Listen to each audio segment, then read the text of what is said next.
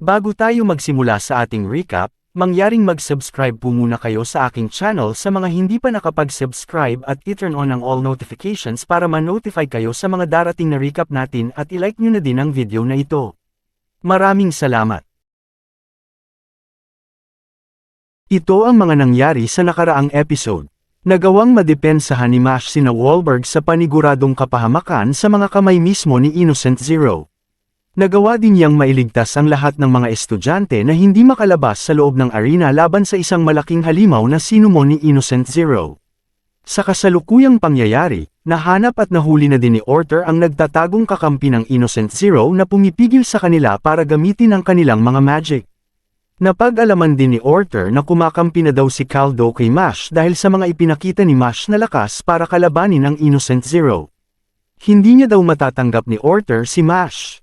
Natawa si Caldo at sabi niya hindi din daw niya buong natatanggap si Mash at sabi niya na ang lakas ni Mash ay makatotohanan. Darating din daw ang panahon na matatanggap din daw ni Orter si Mash. Ilang araw na ang nakalipas matapos ang pananakop ng Innocent Zero, kumalat ang balitang ito sa buong mundo. Ang ipinalabas sa balita na ang mga Divine Visionaries ang nagligtas at nagdepensa laban sa mga mananakop pero karamihan ay may duda sa balitang naipakalat. Matapos ang insidenteng yun, nagbakasyon na muna ang grupo ni Mash at naligo sa beach kasama nila si Headmaster Wahlberg. Hindi daw magkakaroon ng peace si Mash kung hindi niya matatalo ang Innocent Zero. Si Innocent Zero daw ang pinakamalakas na magic user sa Magic Realm history. At hindi lang yan, may mga 5 magkakapatid din na nagtitipon at lahat sila ay mga top-tier magic users sa buong mundo. Kapantay daw ang kanilang mga magic kay Wahlberg or mas malakas pa daw.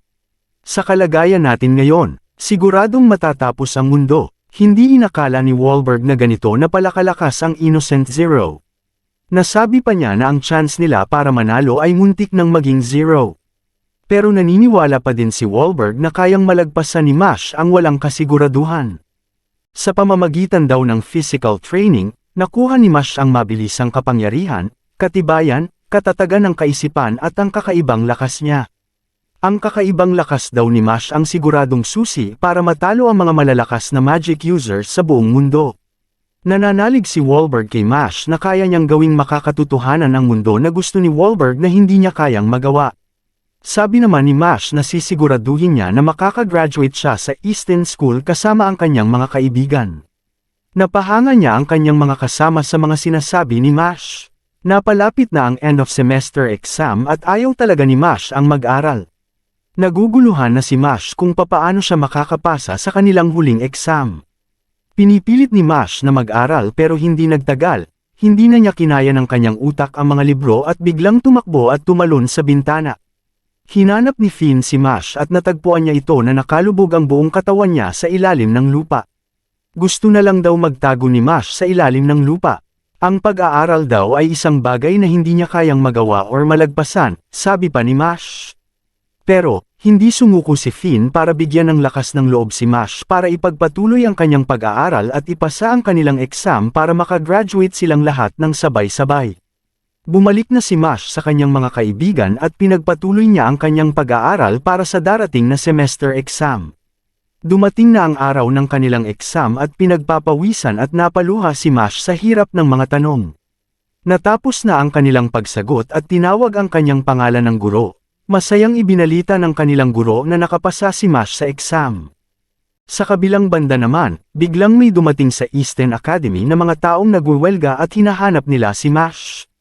Nalaman nila na may isang estudyante na hindi kayang gumamit ng magic ang nag-aaral sa Easton.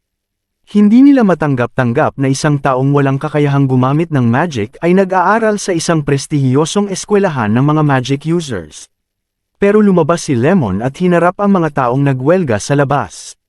Dinipensahan niya si Mash at sinabi niya na hindi nagdedepende ang lahat sa paggamit ng magic. Hindi daw doon nasusukat ang kahalagahan ng isang tao kung marunong ba siyang gumamit ng magic or hindi. May isang tao pala ang nagpasimuno sa welga at ang kanyang pakay ay hulihin si Mash at maging sikat sa lahat. Nakakahiya daw, ang mga taong walang magic ay walang karapatang mabuhay.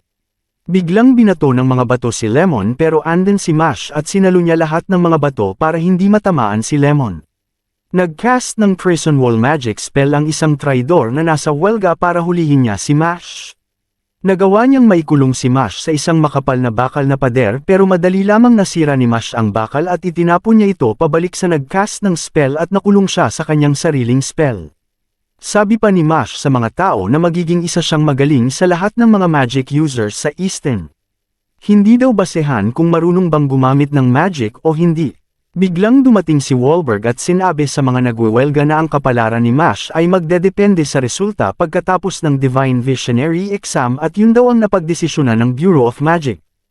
Hinihingi ni Wahlberg sa mga tao ang mahabang pasensya sa desisyon na ipapataw ng Bureau of Magic sa kapalaran ni Mash Burndead. Lumakas ang loob ni Mash at gagawin niya ang lahat para maging Divine Visionary.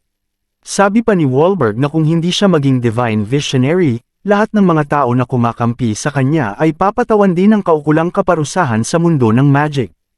At ang huling banat ni Mash ay gagamitin niya ang kanyang mga kamao para kalabanin ang sinumang hahadlang sa kanyang paglalakbay patungo sa kanyang tagumpay na maging isang Divine Visionary.